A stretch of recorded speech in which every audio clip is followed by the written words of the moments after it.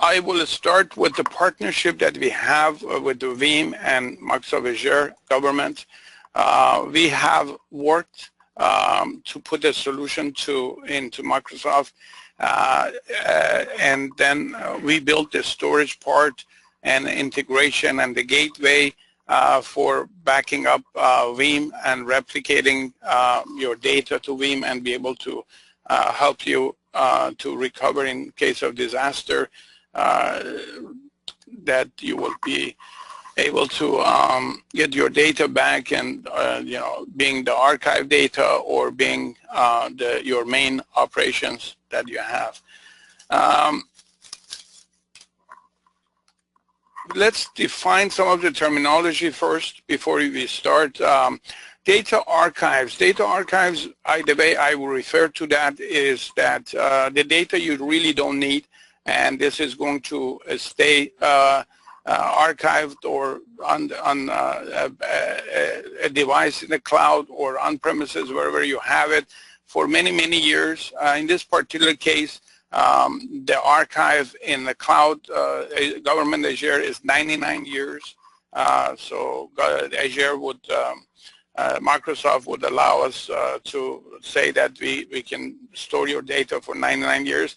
And those are, data that you really don't need, and when you need it, it's going to be a very small amount of data. It's not going to be, the whole site the recovery. Is only a few files or few servers or few of the small amount of data.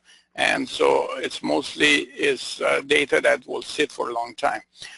Backup is point in time that we will try to get back to sometime, maybe today, tomorrow, yesterday, and a week from past, and then be able to go back in time and be able to recover any data that or state of data that we had in last 2 weeks or last 2 months. And then replication is a near line, means that it's very much like synchronous copy of our data, and we continuously try to update our data as close as possible. Sometimes it's asynchronous, but as much as possible to the synchronous copy of that. And disaster recovery for us is that be able to fail over and continue our business. As we talked about, backup, archive, and disaster recovery are the three main scenarios that we are going to take a look at. Some of the challenges that we have is the downtime. We are trying to reduce the downtime as much as possible, reduce the cost as much as possible, bring our recovery point objective and recovery time objective to our requirement to that our business has, and have full control over that. Compliance is another big area that it's for the government. It's critical to have that, and ability after that, ability to scale elastically, because you might want to grow or you might want to shrink. So ability to go either way, it's one of our objective and challenges here.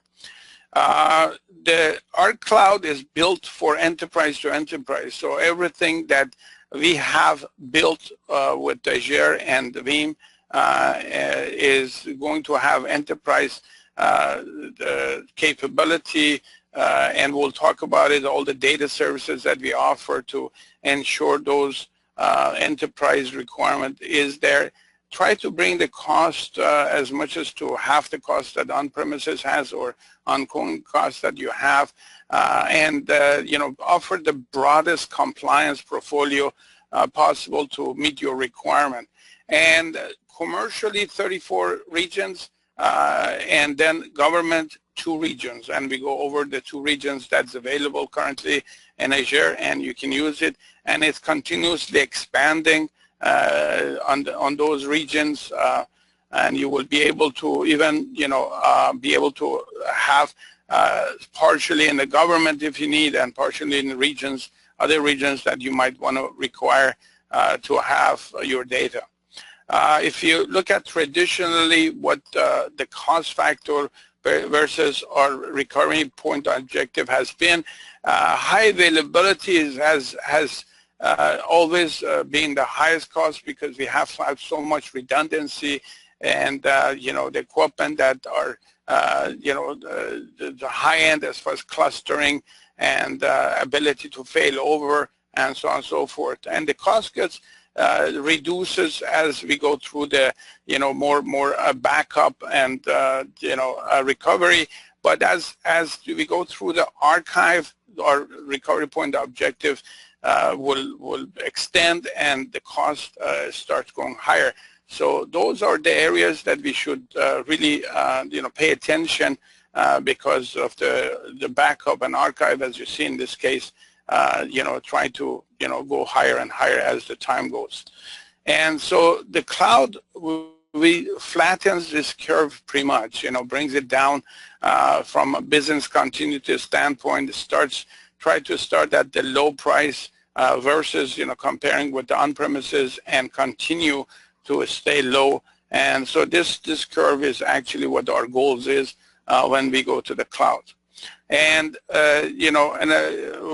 as part of that goal, we try to be more conscious of converting the capex to opex and operational costs. At the same time, we are trying to make the opex manageable, and that's the key factor, is that elasticity as far as commitments to one thing, or when we want those services be available to use them when we need them, and then shut them down when we don't need them, and then at the same time ability to shrink it or grow it as we need it.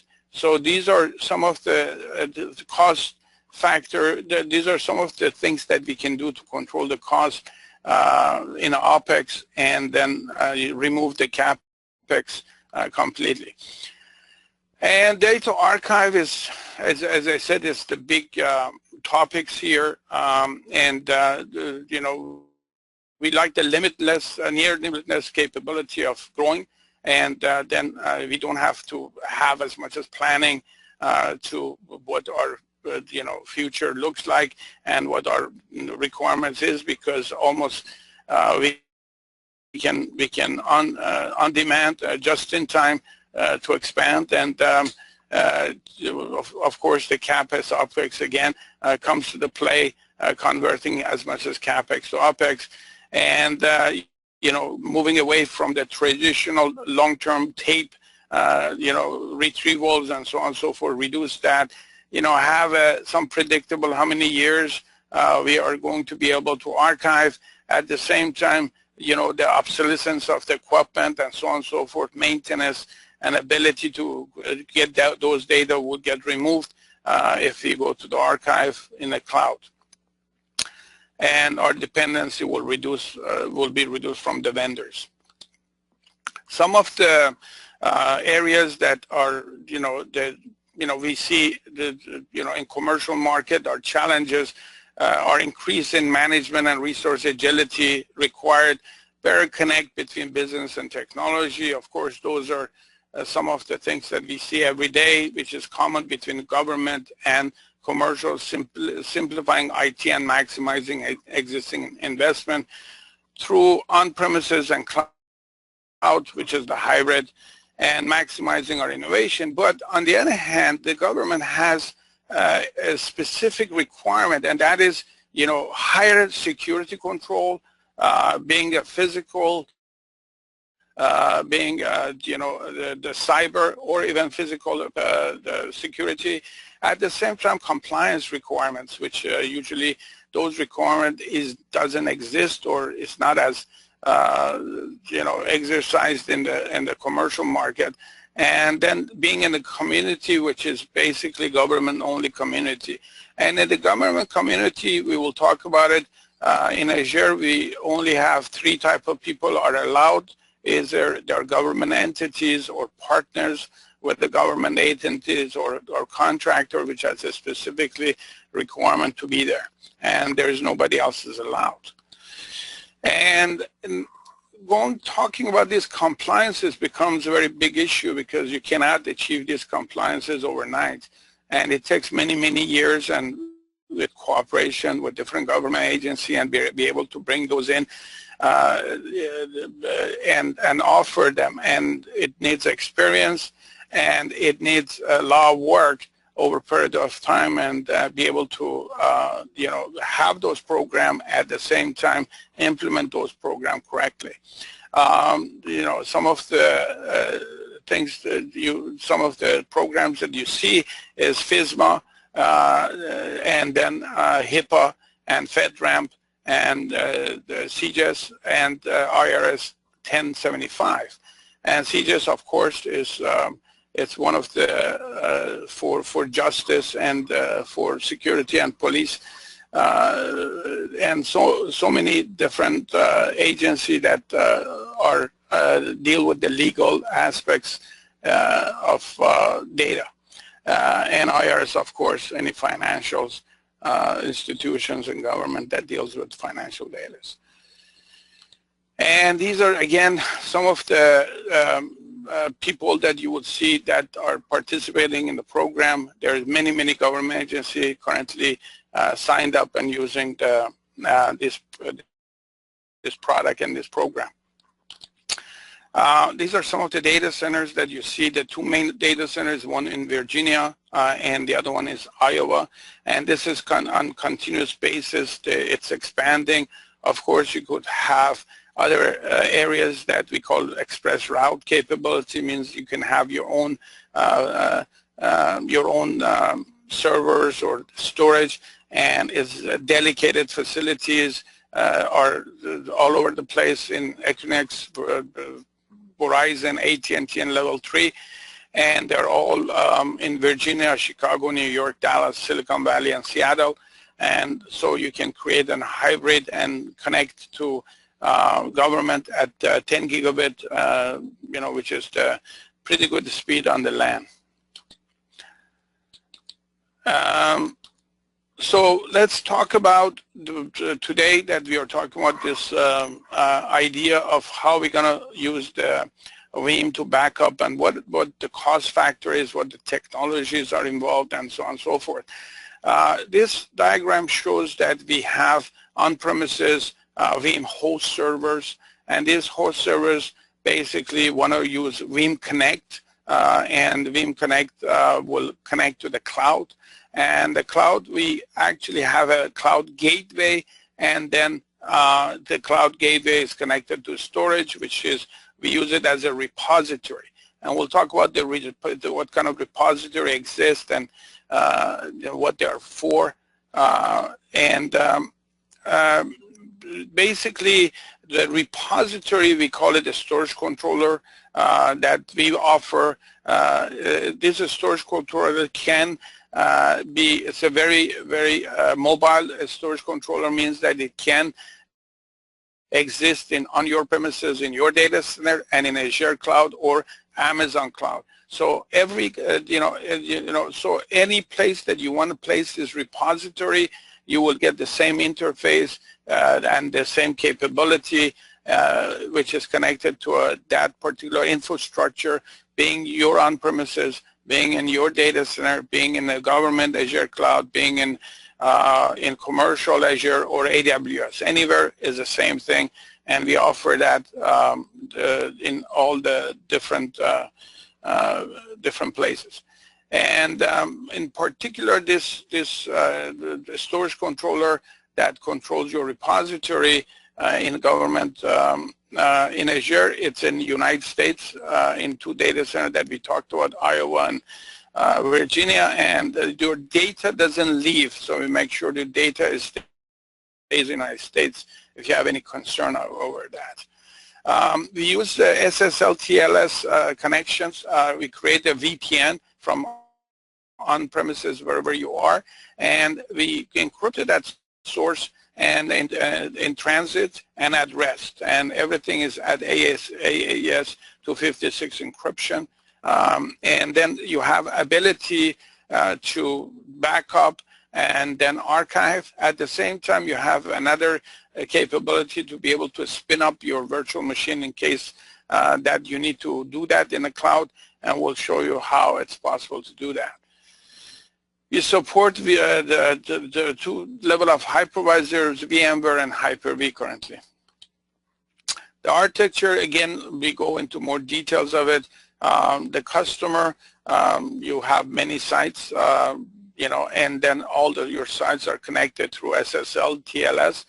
And what we do is that we create a VPN basically to protect the data while it's encrypted.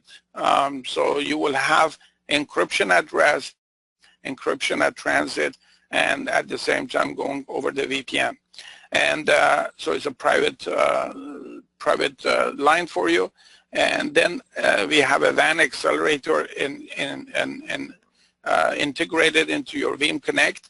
And on the other side, we will have in the cloud, we will have a gateway. And the gateway is, provides the VPN connectivity that you have and WAN acceleration. At the same time, when you are going to, spin up or you're going to bring any data back, this VPN is active, so you can use that VPN to be able to connect to the cloud to access your data. And on behind this gateway is repository, a scale-out repository that basically lets you to scale as much as you want from a few terabytes to petabytes. And then we will talk about what kind of repository you can choose and why. Again, if you look at the diagram, on-premises, TLS, SSL, replication, WAN acceleration, gateway, and a scale-out repository.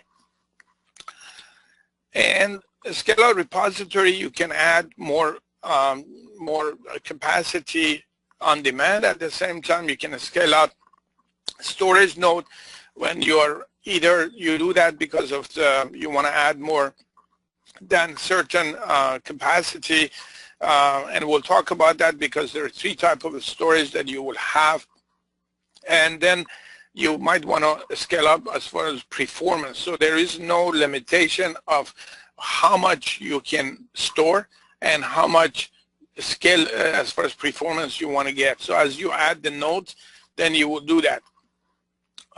You would get the performance scalability in either direction. One of the limitation in Azure, which is in the commercial market, again, exists in non-StoneFly offering, is that limitation of 1 terabyte. Means that if you are going to transfer everything more than 1 terabyte, then the Azure would not allow you to do that. So we break that limitation. You can have pretty much limitless file sizes, so there is no, you don't have to worry about that. We go around those limitations. Performance, we remove it. And then we deal with three types of storage. We deal with the page blob, hot blob, and cool blob.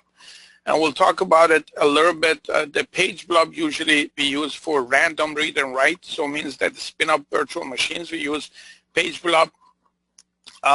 It's designed for randomness, read and write. And then hot blob is hot blob and cool blobs are object-oriented data, the object-oriented storage, and those are used mostly on sequential, optimized for sequential writes and mostly for reads. So hot blob you use as you're doing backups. Basically, hot blob is the storage you will use. For archive, use cool storage, so that's designed to keep your data for many, many years. And there's a big price difference between hot blob and cool blob. And cool blob almost is half the cost of hot blob. At the same time, the data out or getting the data out of it is substantially lower than cool blob. Cool blob is designed that you don't take the data out. If you do it, it's going to penalize you to take the data out. So you have to be careful. It's going to cost you a lot of money to take the data out, so use it for archive, not for your active backup. And page blob, you will use it for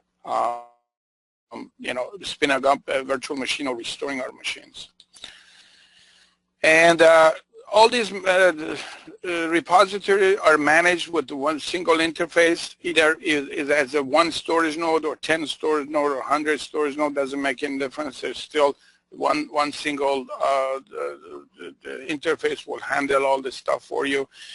You have enterprise capability in this, like data services, like you can do snapshots as well, encryption, geo-replication, self-healing, and etc., like dedupes, and so on and so forth, and ability to restore to the your virtual machines into Azure with the Direct Restore.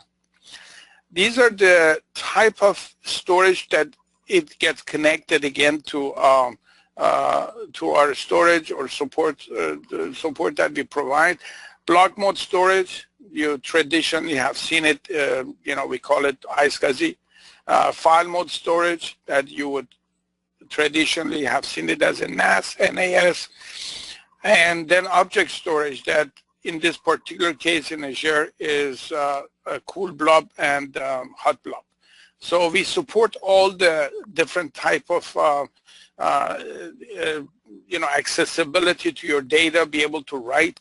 If you have an application like SQLs, now you want to use this storage as one, as your database, having a block mode SAN, basically iSCSI SAN, then you can provision part of that storage as iSCSI SAN and be able to use it for high performance and, spinning up your virtual machine or use it for production or whatever. And then, so it has all the data services, snapshot, replication, dedupe, encryption, thin provisioning, and so on and so forth. So fully enterprise appliance in the cloud for you. And then you have file-based system, which is NAS, and then you can use it for collaboration, backups, and even spin up the virtual machines. And objects, as we talked about, hot and cold storage, cool storage, and those are used mainly for backup in this particular case, but you can use it for file collaboration as well. They have much better cost factor to the object. Object storage has a much better cost factor than file and block. Limitation that we talk is greatest. You can see it's the 1 terabyte limitation on the file. If you're using, there is no limitation on the block. And as you see the scale out, you can scale out as many as node and as many terabytes and petabytes you want. And some of the file storage that we talked about is that you can get the machine with 8 terabytes, 16 terabytes, 32 terabytes, 64 terabytes. Then you can scale out with more nodes, and these will aggregate a single namespace, so you don't have to worry about how far you can go with that. If you're using page blob, which is mostly used for random reader and access and spin up. If you go to the hot blob and cool blob, each repository is 500 terabytes, and you can have multiple repository within a storage node, which can take you, let's say, to 10 petabyte or higher. And then you can have more of those storage nodes, 10 petabyte, 10 petabyte, 10 petabyte. So you can go to hundreds of petabytes if you like. Okay, so other things that we just talked about, geo-replication, campus mirroring, synchronous. And geo-replication means you can, even do cloud-to-cloud replication within Azure, or you can replicate it to Amazon or other Google or any other cloud you have. We have gateway in those as well. And at the same time, you can replicate back to your on-premises, your data center, back and forth. And Active Directory is another features that we have incorporated in the backend, so you can use Active Directory in Azure or single GUI. We talked about it, and code management, and so on and so forth. So I'm going to go just overview of how the setup works. I'm going to be really fast, quick about this. there is a write-up in our website under Azure and Veeam, and then it has the same procedure. You can actually look at that PDF file, and then it has pretty much all the information. If you like us to set it up for you, we'll set it up for you. If you are just follow that procedure, you can probably set it up yourself as well. And so we basically, go create the repositories, and we pick up, in this particular case for Veeam, we pick up the NAS scale-out system to store all the backup we want. Here we create what we call a scale-out system, which is one scale-out, one node, and then we go to the second node, third node, and fourth node. I'm just quickly going to show you how the nodes are set up. We just pick up the machine that we want. Usually in this case, A3 machine will do.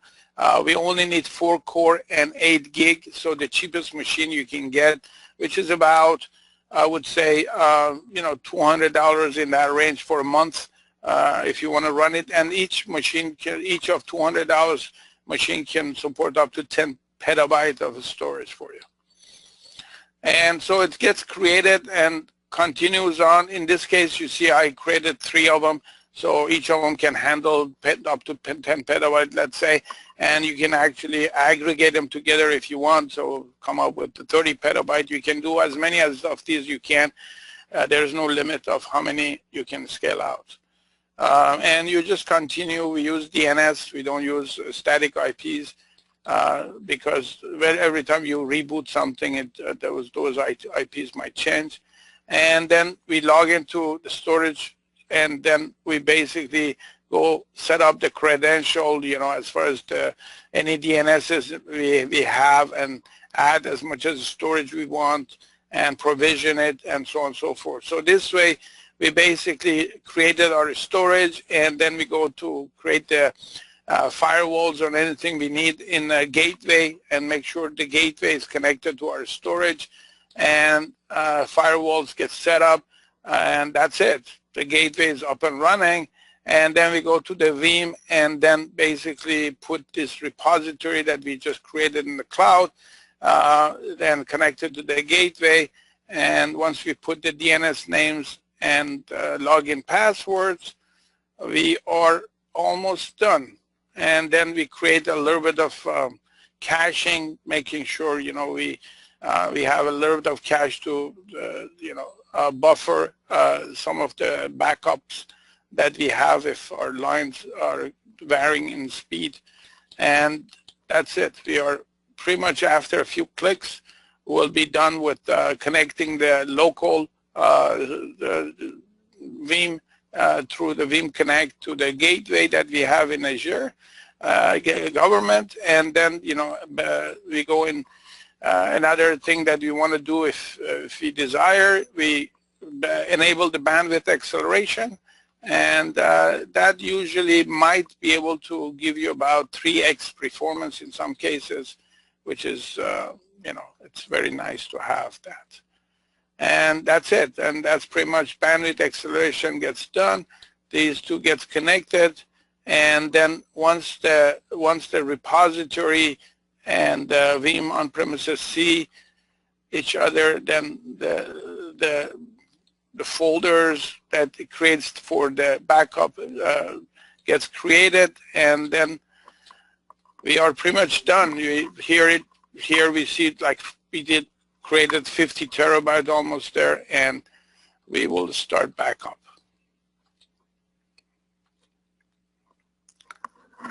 So I try to be as fast as possible, because all these procedures on our website. As I said, it's a PDF. You can download it. If you need us to go into details, we can do that. We basically, as far as cost factor, if we do it for you, means that the storage cost, the gateway cost, everything else might come in within range of $75 to $85. If you decide to do it yourself, means under your own account, then you get a page blob or hot blob or cool blob Page blob usually about $20 per terabyte, and cool blob is about $15 per terabyte. Then you have transmission costs and traffic costs, and then data out cost, and some of that. And then you have to consider that, and you have some compute. Basically, the gateways have to run at the same time. Storage node has to run, and so these are the two machines. You have to pay for it, but you basically take that and amortize it over, I guess, how many terabytes you're going to provision. If it's a large, then a couple of $100 over 100 terabyte, it's going to be like $10, $20 per terabyte. So we'll get you, close to that number of 75. So if you like us to take a look at your requirements, more than happy to do that, and then you can have a trial license from us, and and you can try it and give it a try for 30 days and see how it works out. And as I said, we are more than happy to help you out to set it up. Any questions? All right, Mo. So we have a few questions. First of all, you already answered about the free trial. And the second question is about the bandwidth. So he wants to know how much bandwidth do we need for such type of backup? Usually I see customer with 100 meg. Because we have bandwidth accelerations. So with 100 meg, usually, you can move quite a bit of data during the day. One of the things is seeding. If you have a large amount of data, we can ship you an appliance and you can put it on it, and then, we can upload it to Azure Cloud. So this service is provided by Microsoft. And then you can, if you have 100, 200, a petabyte or whatever you have, then we can seed it so you don't have to initially transfer all the data there.